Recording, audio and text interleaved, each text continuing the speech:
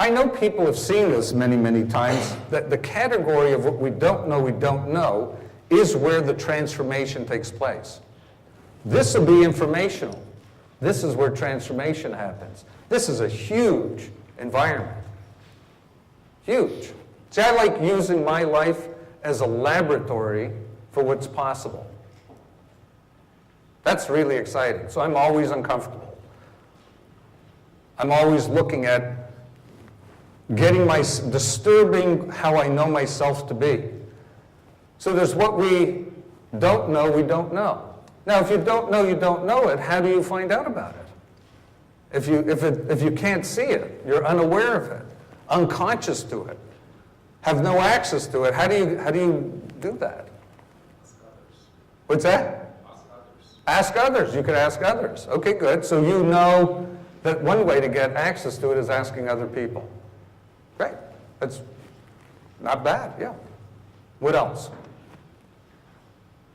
Yeah, you could also begin asking, yes? A lot of times we need to just take our blinders off. We have blinders that cover and prevent us from seeing things Yes. that are there. Yes. It's kind of like the whole transformational issue is releasing your brakes and releasing your perceptions, previous perceptions. How do you get, how do you get your covers off? If you have your covers on, how do you get them off? If you don't know they're there. How do you remove them? Yeah. So Robert, I was just thinking, taking a step back on the informational versus the transformational. Yes. At this point, the information is accumulation of a lot of facts, right? Transformational is the how to use that information, make a transformation, and what we don't know. A lot of times it's common sense. People don't want to admit what they don't know, and they refuse. It's just sort of an inclination. A lot of people say, "We know this already. We don't need any advice." So how do you get those blinders off, like he was saying in the back? Yeah. Is that a question? It's a question. Yeah. Well, you've got to be able to disturb people. I don't mean disrupt them, disturb them. You've got to first learn to do this for yourself. How do you disturb yourself? Easy to fix other people. But when you begin to be able to see what you can't see, when you're able to slow yourself down, to see yourself, to see decisions that you've made, that'll help. Did you want to say something, Dan? No? Okay, good. Now, I don't know if that made any difference, what I just said to you. Outside perspective. Well, you could say an outside perspective. Well, you need to distinguish what's in front of you. And that takes what I call a looking, not a figuring out. You see, most of us don't look. We try to figure out how to fix something. We don't look at it the way it is, like Giselle. She just looked at it. What's there that's constraining me in my relationship with my wife and my children? She looked. Now, did she need to be in a transformational environment to do that? She did. She couldn't do it herself. You see, I think if you give your life to a bigger game than what you've currently given your life to, it gives you another perspective. But most of us don't play a big enough game. And I'm not saying good, bad, right, or wrong. But the bigger you play, the bigger you could see something. Did you on? Yeah. This is Dan Mokanu. Yes. Yes. A transformational consultant. Right here in Romania. The problem with this, what you just said, is that it feels overwhelming. It's like an ocean of that I don't know. Yes. And it is overwhelming. I feel, although I know this thing, but now when you create it, it's like, how do you get through that? Because you're not even aware that you're not aware. It's like a blind spot that it's always in the back. Yeah. So if you want to get your business to a certain point, you can, you could, but it doesn't happen. That's because there is something in that area. Yeah. If I want to have an intention and that doesn't get fulfilled, that's because there's something that I don't see that's impacting it. So how are you going to do, and what actually today, what's going to be the access? We don't know about the promise that you just made. Yes. Well, one way to get access to this world of what you don't know, is create a question for yourself. Yeah, Mahatma Gandhi had a question. It was simple. What is the truth? It actually was simple. It was, what is truth? And he would look from that question, never having the answer. See, most of us are interested in the answer rather than developing that muscle to keep asking the same question. You know, most of us are interested in, how do I get better at something? How do I do something differently? How do I do more of what we did in the past in the future? That'll never get you there. You're going to play in these two realms. More, better, and different does not give you access to this world of possibility. If you ask a question, then. But most of us don't have a question we stay with long enough. You know why? Because we answer the question and it closes down the question. It's not an inquiry. You see, I think having the privilege of being around Anka a lot, I think part of what you would ask is, what's the possibility of AmCham? Right? And you don't have the answer. But you sure are, it sounds like you've stayed with that question. Is that accurate? For how long? From the beginning. Now, you don't need two questions. That one question begins to open it up. So one of the companies we worked with, the one in Colombia, the big retailer, by the way, as I said, they acquired almost all their competitors. Their stock price, they were invited onto the New York Stock Exchange, one of only two companies at that time from Colombia to be invited on the stock exchange. Their stock has increased 18 times. That's nice. That would be a good investment, right? 18 times. Not 18%, 18 times. And they asked us one question. I don't have the answer to anybody's company. The question they asked themselves is, what's the possibility of mastery in retail? And they had no idea what they were asking. You see, that didn't fit what they already knew. It didn't fit what they knew they didn't know. And that had them begin to look at what they didn't know they didn't know. One of the things they realized is, wow, we have 44 million customers who go through our doors every year. 44 million. That means they touch everybody in the country at least once, and some of them 4, 5, 10, 20 times. Yeah. And they saw that who they're being as an organization is not one of mastery. They were excellent. So they got stopped. Yeah. Did anybody ever read a book called In Search of Excellence in here many years ago? I forget how many companies were in there, maybe 35? Yeah, not many of them are around today.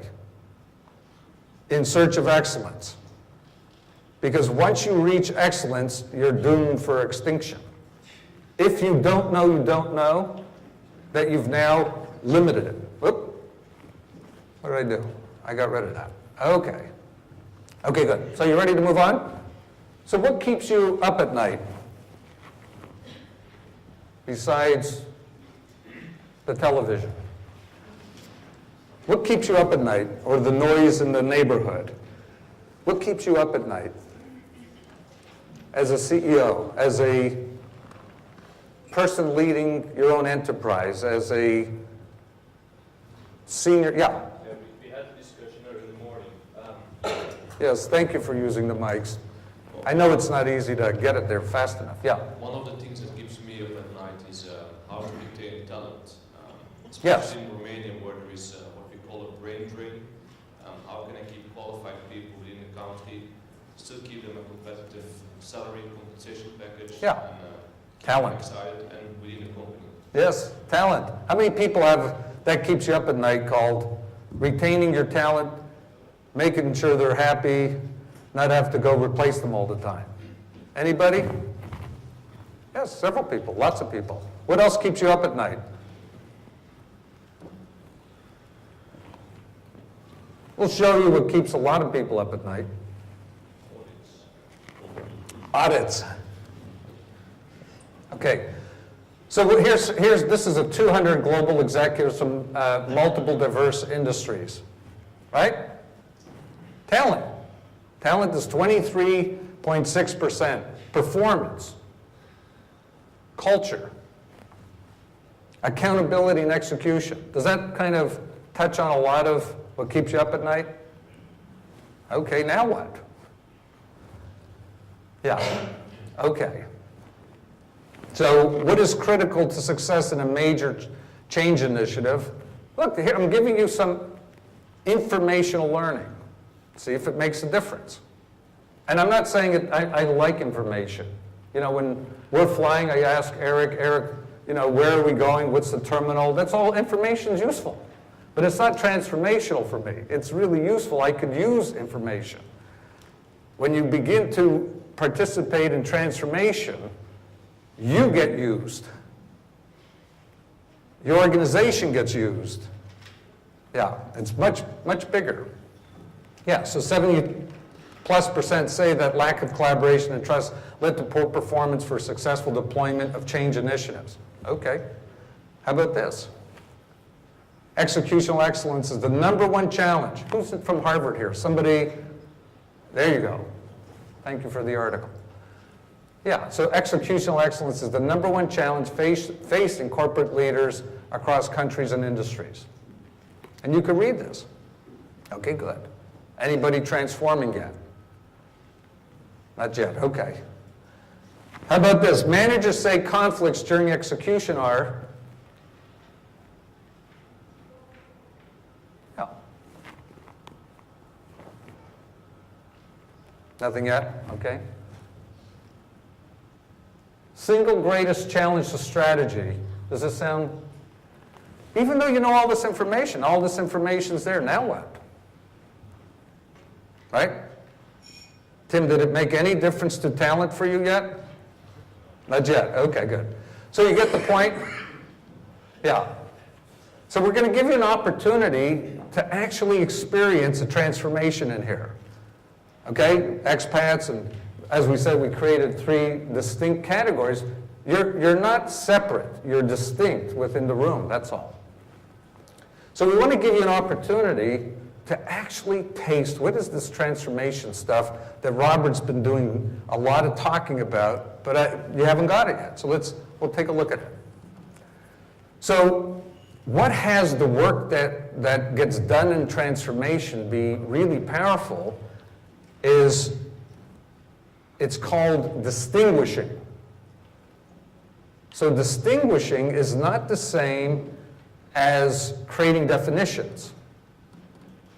And as human beings, we love definitions. You know, I could give you a definition of a notepad. You know, if we go on Google, we could, right? If we do a Google search, we're going to find out definition of a notepad, and we're going to, and it's good information. Yeah. So what is the distinction? It's one thing to understand something, and even to be clear about something, but it's quite another thing to have mastered something. So when I truly know something, I could use it. That's what we do, right? When we truly know something, we could use it. When I've mastered something, I'm used by it. What does that mean? What's something that you've been used by in here? How do you say that in Romanian? I mean, that must be tough, and it's tough in English. I can't even imagine in Romanian. How do you translate this? What's that? Is that how you say it? Yeah.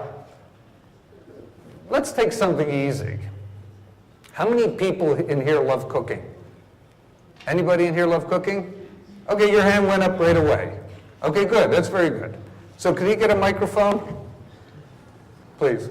Wait, the black shirt on, yes. Great. You love cooking, right? Oh, good. Cooking. Now listen, I think that's great. Okay, so now, do you buy cookbooks? No. Okay, where do you discover your cooking from? First of all, through connections with my friends. Great. At the beginning, you asked why we are coming here. Yes. One of the things which were not said about is that we are coming here for joining friends which Yes. are having same ideas, same Yes. commitments like us. Yes. Okay, good. And so let's go back to the cooking for a second. Yes, please. So you have friends that have same ideas. You discuss cooking with them. Yes, I'm discussing and I'm sharing experiences. I love to Great. try new things and to try exotic foods and Now you see, I don't do that. Does anybody in here like you listen to this and it's like, really, you do that? No, because you're used by cooking. You probably could smell when you go to a restaurant. I must be very frankly, I love to eat as well. And you love to eat, so, because you're used by cooking. You see, when you distinguish something, you've distinguished cooking. You know what cooking sounds like for me? I hope my wife makes she's a great cook. I wonder what's for dinner. Does she need me to cut something? What's that? Well, I know who's doing the dishes.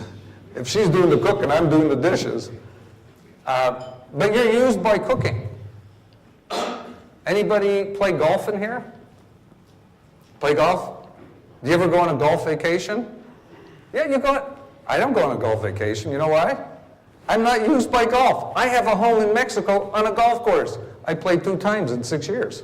It's crazy. Why? I'm not used by golf. Does that make sense? But I'll go all over the planet. I'll sign a document that says if I get kidnapped, then you don't pay a ransom. And I think that's terrific. But you're used by golf. Is this making a little sense? Yeah, so there's things, when you distinguish something, you get used by it. Okay, so I'm not going to torture you with more of this. So cooking, golf, music. Anybody in here, like, you just love music? You love music? Great. Say a little bit about your passion for music. Who's got the microphone? Yeah. Well, listening to music, to classical music, gives me the chance to reflect. Yes. It moves my really, deep feelings. Yes. And makes me feel actually like I can think of, long-term goals. Amazing. Yeah, so inside of music, all this is happening for you. A lot of people just hear notes. They hear sounds. But for you, this whole world emerges. That's great, thanks. The other night I was invited to the Princess Margarita? Huh? Margarita? To that concert. Who was there? It was just spectacular. All these young people, it was just spectacular. Yeah. How about, are you used by community? I have a neighbor in Mexico who was with SAP, and I'm telling you, she is the queen of generating communities wherever she goes. It could be, if she goes on a cruise, before she gets off the cruise, she's created a community. She moves to Mexico, community. She lives in San Francisco, community. She generates it, but that's not available for many people because it's not distinguished. For most of us, it's like a good idea. So what are we working on? We're working on getting used by distinctions. So we want to work on a distinction. Here's one. There's a distinction called completion. So, Ben, do you mind reading that one? Do you have a microphone? My throat is getting dry. Who's got a microphone? Good, thank you. No English dictionary has been able to adequately explain the difference between complete and finished. Yeah, there's a difference between complete and finished. And I'm going to distinguish what that is in the room, yeah. However, in a recent linguistic conference held in London, England, and attended by some of the best linguists in the world, Sansundar Balgobin, a Guyanese, was the clear winner. Yeah. His final challenge was this: some say there is no difference between complete and finished. Please explain the difference between complete and finished in a way that is easy to understand. Yes. So this is what he said. When you marry the right woman, you are complete. But when you marry the wrong woman, you are finished. And when the right one catches you with the wrong one, you are completely finished. His answer was received with a standing ovation lasting over 5 minutes, and he won a trip around the world in style and a case of 25-year-old Eldorado rum for his answer. Yeah. So that's playful to look at it, but there's really a difference. Why I bring that in? Because a big part of transformation requires not finishing things, but getting complete with something. Like Giselle got complete. She was finished a long time ago with the passing of her father. You get it? She was finished with it. She was not complete with it. The moment she got complete with it,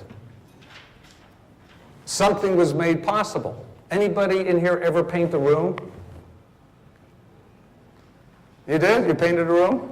Okay, do you mind standing up for a moment? You look like a guy who actually does a good job. But let's see what happens. Can we get him a microphone? Please. Let's see what happens. Sometimes this works out and sometimes it doesn't. Okay. Okay. Okay, good. So who gets to pick the colors? Anybody? Not me. Okay, good. I already know who the customer is. Not you. Okay, good. And do you have painting clothes? You know how we have like some clothes in the closet that are kind of like the older ones that don't fit us well anymore? Well, when I finish painting, they're definitely painting clothes. They're painting clothes. Okay, good. And then, so do you know when you paint the room, I don't know, whatever you do. Oh, yes. You do all that? I do. You do a lot of preparation? I do a lot of preparation. Beautiful. You ever change the color in a room? Yeah. Okay, sure. good. So you begin painting, right? Yeah. And you paint, and it seems like, I don't know about you, but in my experience, it seems to take forever, right? You paint, and then you take your last, watch my terminology, last scoop of paint, and then you're done, right? Sounds familiar. Okay, good. And then you take your stuff, and you do whatever you do with your stuff, right? Yeah. And then you go get your customer. And you say, what do you think? And the first thing is, I love the color or I don't love the color, right? Sounds very familiar. Okay, good. And has this ever happened when you painted, when they look around the room and they see, oh, beautiful job. What's your first name? Richard. Richard, beautiful job. I love it. Oh my God, it's beautiful. But I noticed in the corners that you didn't quite get your paintbrush in there. This is a sure thing to happen. It's a sure thing to happen. And they go, oh, look at it, it's interesting. It must have been the lighting in the room. I could see that, oh, and I could see a little bit of the old colors coming through on this wall over here. You see? I guess he must have been there. He's great. Thanks for doing this with me. Okay, good. So now, you see, you're having a dinner party, and you're inviting friends over, and you've got to get the furniture back in the room. And you're standing at the doorway looking in as your friends look in, and they go, wow, this room looks beautiful. The color, I love the way it works with the carpet and whatever it is that you've got, and just the decorations, and the room is just beautiful. Where's your attention? They're saying all this, and where's your attention? Yeah, you're on the corners. And if they don't see it, what do? We point it out. See, that's what happens when something's finished and not complete. Yeah. Now what do you do with it? Well, until it gets complete, it's finished. Does that make sense? Now, I've got a more formal term. I call it, it's just incomplete. Something's complete or incomplete, period. Yeah. Now, what does it rob you? What does it take away when you're standing at the doorway? What does it take away from you? Okay, now you're looking at this thing. What does it take away from you? Satisfaction. You could see that, right? Satisfaction would be, you can't be satisfied. By the way, if you did 99% of the room, you're still left with 100% dissatisfied. Even if you do 99% of the room, it's 100% incomplete. But we don't think like that. So why are we bringing this in? Because we're distinguishing completion. And why completion plays such a key role. Yes? Yeah. I think the best example of the tension between completion or incomplete and finished is the recurring nightmare that you finished university many years ago, but you still have this incomplete test that you somehow failed to take. And Yeah, very good. 25, 30 years later, you have to go back and take that exam, and I have that dream many times, and I think, how am I going to study for this ancient history exam and take an exam 30, 35 years later? Yeah, therapy. We need therapy. No, I'm just kidding. So the biggest thing is, okay, now how do you get complete with something that's past 35 years ago, right? Now you got brain patterns, so they kick in, but there's something there. When you've got a failure, if you never address the failure and get the learning out of it, I don't care what you do. You're stuck with the failure. I just led a conference this summer with 100 different companies in the room. And I invited people to be on the panel with me. I never worked with them before, so this was kind of like an experiment. And one of the guys stood up and he shared about a failure with a client of his. And it was so brutal for him that he wanted to sell everything, get out of his business, and open a bowling alley. You know, like, because he says, you know, at least I don't have to talk to people. Yeah, he never got complete with the failure. That's part of it. Okay, let's go back to the painting of the room. Satisfaction. What else does it take away from you when something's left incomplete? Yeah, so you'll be frustrated. So what would it take away from you if who you're being is frustrated? What does it take away from you? What does it steal from you? Time. Okay, good. Opportunity to go further. What else? What else does it take away from you? Pride. Pride. Now that's very good because you can't be proud of something that's incomplete. It just doesn't go, they don't go together, you see? Okay, good. Now there's many more, but what else? There's a big one. When something's left incomplete, what does it take away from you? Peace of mind. Very good. Peace of mind because it's on your mind. Who said that? Yeah, great. Very good. It keeps nagging, so you have no peace of mind. See, until something's complete, you know, it could last, Brian, 35 years. Yeah, so why are we bringing this in? We're distinguishing completion, because completion's one of the biggest components of transformation. As a distinction. Now you notice I'm not giving you information. We're actually beginning to distinguish something. We're distinguishing completion as itself. Okay, one more big thing. That was a good one. There's another big thing that it robs you of when you leave something incomplete. You're standing at the doorway. Sometimes people get this one. And somebody once said, it can't be created nor destroyed. What is that? Anybody? Yeah. Energy. The most amazing thing, you ever watch little children, how much energy they have? And you try to put them to bed, but they don't want to go to bed because everything at every moment's complete for them. Until they learn about time, and I'll do that tomorrow. Then they could have incompletions, you see? But before they get all that, what they have is they have everything at every moment's complete. So if you get everything complete, now it sounds like an impossibility, and I'm telling you it's possible. I don't mean you don't have things to do and handle and are scheduled, but that you could actually get anything complete, anything, including the passing of a father many, many years ago. She got complete with that. Okay. So energy is a big one. Now, how much energy would you like? Would you like more energy? Do you know that you've got a whole bunch of things, and I've done this for 33 years. I have looked, and I don't mean I'm done with this, I'm still committed to mastering completion, that you could have more energy, you could get You can't imagine how much energy you and I could get access to by completing things.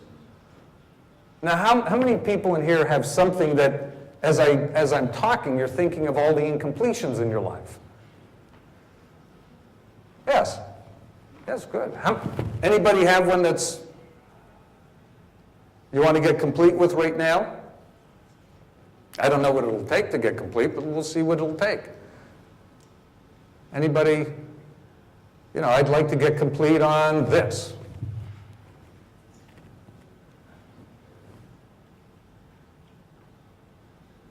Okay. I would do the same thing as you're doing, by the way. Okay. Okay, good. So let's look.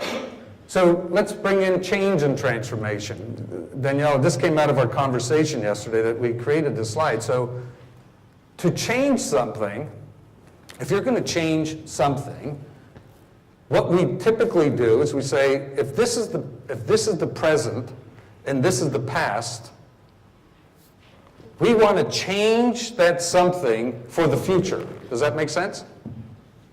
And there's nothing wrong with change. I'm not making change like the culprit here, bad. So if you want to change something, you've got to change it from what it already is. You see? So you want to make, let's say we want to make, well, let's do more of what we did in the past in the future. Nothing wrong with that. And then we say, hey, let's make the future different from the past. And then you start making the future different from the past. And then you say, let's make the future better than the past. And then you start doing things to make the future better than the past. What we don't notice is that this past and this future has an umbilical cord attached to it. And you will get incremental improvement, but not at the level of what's possible. Why? Because you've got the past embedded in the future. So that's change. There's nothing wrong with that. If you're interested in incremental improvement, that's what you do, you see? Okay, well, what's transformation? We say that transformation happens when nothing changes, yet everything is altered. We didn't change, Giselle did not change that thing that was limiting her. She altered the location, something else was possible. How many of us in here are exhausted by the amount of change all the time? The change is always happening. Do you get exhausted? Yeah. There's a lot of heads moving. People are excited by what is possible when the past gets complete, and they generate compelling futures. Giselle got the past complete and generated a compelling future. I can love anybody as much as I choose to love them. That's pretty extraordinary. Yeah. So and there's nothing to resist with transformation. You and I resist change. Transformation's nothing. How do you resist nothing? Now, you might say, well, I don't want to participate in transformation. Well, that's your choice. That's okay. But there's nothing to resist. Yeah. By the way, thank you for the painting example. You're my perfect partner. Thank you. Okay, so what distinguishes change and transformation? Change is adding something, adding mass to something, as we said, by doing more, better, different. Transformation adds nothing and takes everything into account. So when you begin to participate in a transformation, let's say you have an organization, let's say you start with your executive team, or whatever team you've got or group you've got. You've got to take everything that's there to nothing. Now, how do you do that? Yeah, as we said, people are exhausted. Okay, good. Okay, good. Well, let's start taking a look at, well, what are your concerns? And we're going to capture this, right? Yeah. So what are the expat CEOs? What are you concerned for? Now, concerned is not the same as worry, at least as far as right? How do you say concern in Romanian? Just so that we get at least the right spirit. Preocupare?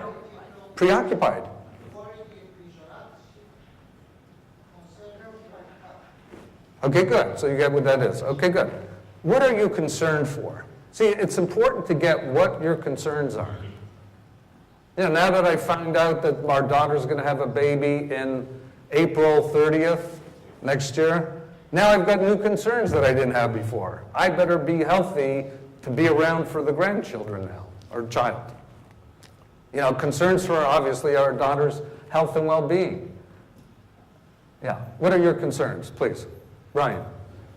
One concern as a CEO is the future growth and development of the market here, and linked to that is the expectation of my partners as to what the potential is, because oftentimes there's a disconnect between what the macroeconomic statistics suggest, and yet we all deal in the day-to-day environment, and we know about things like legislative uncertainty and the unstable tax regime. So I'm concerned about having reasonable expectations of my partners as to what can be achieved in a market like Romania, at least in the short to mid-term. Got it. Yeah. Valid concern. Good. What other concerns? What other concerns do you have? Now, you may have spoken to several people's concerns in the room. Okay. Who else? Expats. Other concerns? That's it. You guys don't have concerns. I'll share. Who's I'll saying? share Oh, yes, mine. great. Thanks, Richard. Yes. I'm Richard Burley from Skanska. Our company is relatively new to the Romanian market. We've been here a little over 3 years, and our rationale, let's say, business rationale, coming into Romania was fueled by the long-term potential. So therefore, our whole benchmark is about, let's say, running a marathon, to use a cliche. Okay. And my concern is that the business environment is much more focused on a sprint. How do you match those two? Whether it's people, whether it's expectations. A colleague mentioned about matching expectations that your partners have outside of the country with the sprint mentality that is very, let's say, prevalent. I think that captures many of my concerns. Now, Sprint is in many different places in the world for your company? Yeah. But here... No, Sprint is... No. There is a marathon mentality, but I find the mentality, the local mentality, is much more sprint-minded. And it's about matching... More short-term, yeah. Got it, yeah.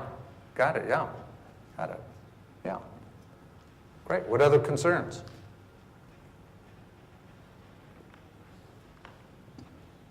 Please. Please. I didn't answer before because I was trying to divide between concerns and worries. Yeah, well, a worry you're going to do nothing about, right? A worry is something that... Unfortunately, there are a lot of proximity between the two. Yes. My biggest concerns is that despite all the efforts we put as a company, as an industry, as whatever we want, is to not understand exactly the variables, how will evolve the variables of the business environment in the next coming year, right? And this can have a great impact on everything, on the industry, on the company, on society. Yeah. Yes. Good concern. That's a valid concern. What other concerns?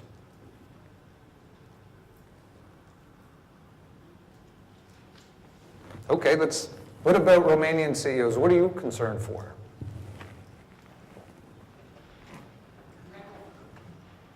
Yes, we'll get you the microphone. Sorry. Yes, thank you. Thank you, Tim. Yeah. The lack of vision and strategy. Lack of vision and strategy. And here I support Richard that said we are much more short-term than Okay, this is long-term thinking. Yeah, so this is good for, so this whole, so lack of vision, Yes. strategy, you almost could hear that ties into short-term. I mean, if there's a lack of vision and strategy, it has to be short-term. It's the absence of. What's short-term here? And what would be long-term here? Because when I work in different industries, long-term is 6 months. Here it's Yeah. less than 1 year. Long-term is less than 1 year? No. Short-term is less. Medium-term is less than 1 year. Less than 1 year. Wow, that's short-term. Got it. Yes. And long-term would be what? That depends. From the energy industry, we work. Yes. For me, long term is more than 10 years. More than 10 years. But for everybody here, long term it's just 4 years. The mandate. Is that about accurate? 4 years would be long-term here? Wow, got it. I worked in one company in Canada. This woman owned 9 restaurants. And she wanted to explore, build her business, but she figured, she said she was a lucky housewife that she got to 9 restaurants and now she should sell it. And we worked together so she would get complete with the past, you see, because she did whatever she did. Took her, 9, 10 years to get 9 locations. When she got complete with the past, she didn't even have a management team, nothing. And, she created all that. And she created a future that included 40 restaurants. She's now got 100. But you're right, that's a vision. But she looked out 20 years, and she said 40 locations would be wonderful. She's got 130 locations, and she's debt-free today. And her son is now the CEO of the company. But it's how do you get complete with that short-term mentality? Yeah. This is what... and you have to have both. Yes. You have to have short-term and long-term. Yeah, no, that's very good. The second thing Yeah. that is concerned, at least from my perspective, this is I speak in my name, it's this intrusion of the political in the economy. Oh, good. Okay. Ever since I started coming here, that plays a big role in everybody's company, doesn't it? Right? Okay, we're going to actually look at that. That's good. Okay, good. Any other Romanian CEOs? What are you concerned for? Please. Right in the back, right over here. Yes, somebody could give her a microphone would be great. Thank you. It's coming. It's one of the toughest things is microphones, always, wherever we go. Yeah. Good morning, everyone. Hi. Can you hear me? Yes, you're on. You're good. Just talk right into it. Yeah. My name is Simona Brana, Metronic Country Manager. One of my concerns is a very slow transformation, at least in the healthcare industry. There are very small and very few changes in the last years.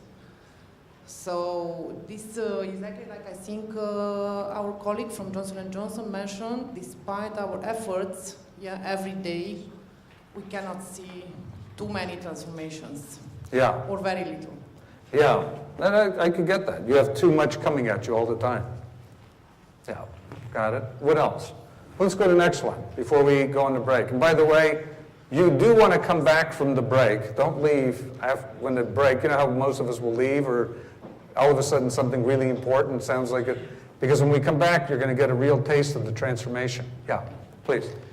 My concern is that looking at this lack of predictability which surrounds us in terms of political, social, and whatever, I will be able further to convince my colleagues from the headquarters to invest in the local market. Ah, yeah. Oh, yes, that's a big one, isn't it? Very big. Yeah. Yes. And there's another one, there's another concern that links back to what you were saying about what keeps CEOs and business owners up at night, retaining talent. If you don't have a vision, if you don't have a long-term plan, how can you expect bright people, intelligent people to stick with you? Especially you don't stick younger with the company. Yes. How can you expect your employees to stick with you or to stick with the company after you're gone? Yes, that's right. That's very good. Without vision, it's a disaster. Yeah. But then you could have a vision that never doesn't take off. So you have both. That's good. Okay, good. Please. Antoda from Dentons. My concern is to stay on track, to be flexible enough, adaptable enough to stay on the market, adapt to the challenges. Yes. Okay, good. Very good. Anybody else? Please. One of my concerns is, Lorelai Nassar again, one of my concerns is the lack of civic and ethic common sense. Yeah. And say a little bit more about the ethic civil and ethic common sense. Say a little bit more about that so that I can... I mean, while trying to get to a transformation, I'm running a dental office here in the old center. So I'm working a lot with our people and big companies, trying to bring the prevention, for instance, which is a huge trend in other countries, but here in Romania people are not talking about this.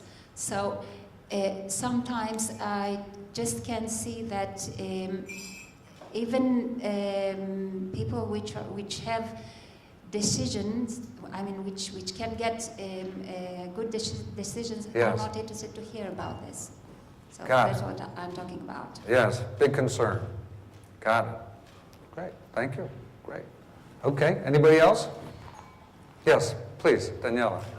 Microphone, let me see. Okay, coming your way. 3 of them, okay. Thank you. Daniela Nemoianu, KPMG. My concern would be mainly around skepticism. Yeah. And the fact that we have a very narrow window of opportunity to increase our relevance and make a difference. And I'm speaking here about Romania. Yeah. So skepticism, does it go deeper than skepticism here? It goes deeper. Okay, so there's many different levels. Dana is absolutely right. The skepticism? The next degree of skepticism is cynicism. No, I'll give you a couple of degrees before we get to this. So there's complacency, right? So people are complacent, it's okay, leave it the way it is. Then there's resignation. Resignation, there's still the possibility, it's slim possibility. Cynicism is if you say anything about it's over, get out of here. Yeah. Is that what you mean? Yeah, I mean, I don't know if we have the same, if you attribute the same value to the word. Yeah. But Anna is absolutely right in the sense that you can be thrown, I mean, the environment can throw at you a number of things. I'm talking as a business owners. Yeah. As business owners, this might have an impact in the short term. Yes. So you have to be a little bit dichotomic in the sense that you have to, defend yourself in the short term so that you can think a little bit of what you want to do in the medium and longer term. But the biggest risk you run is to go down that ladder that you just described. No, that's right. And being conscious and avoid going down to that ladder requires a big effort. Yeah. I mean, if you go down to the last step of that ladder, then you're finished. Well, that's transformable too. It's transformable, but it takes a lot of work. Yeah, it takes a lot of work to make that happen. It's possible. We're actually going to take a look at from skepticism to cynicism in the second, when we come back after the break. So don't miss the other half. That's the better part. All of this was setting you up for the next part. Yes? Robert, just sort of tie up all the thoughts before. Yeah. Obviously, in the room, you have a lot of CEOs who have different experiences. And probably from those experiences, you could write a lot of funny TV series based on those experiences. But the concern, I think, kind of sums up is a normalcy. I think that's the concern of mine, the normalcy of the market. Yeah. Normalization of the market. Yeah. Now, it's interesting how we're struggling to have it be normal. Why? What's the problem with it the way it is? I mean, in Colombia, they had the same thing, plus the paramilitary action going on. But what's the problem with the market the way it is? I know we want it should be another way, but watch, that's where we get in trouble. We get in trouble when we aren't being with the market exactly the way it is, and the way it isn't. So the more you try, do you ever hear this French saying, the more you try to change things, the more they remain the same? The more you resist something, the more it stays stuck. Yeah. See, they were resisting in Colombia when Richard Hopper, who's our senior consultant emeritus in the country of Colombia, when he joined our company, he was one of our clients. He was the CFO of Comcel Communication. And then Bell Canada sold that company after it was highly profitable and they finally could get their money out of it. They sold it to Carlos Slim, you know, one of the richest men in the world, which is now one of his most treasured assets.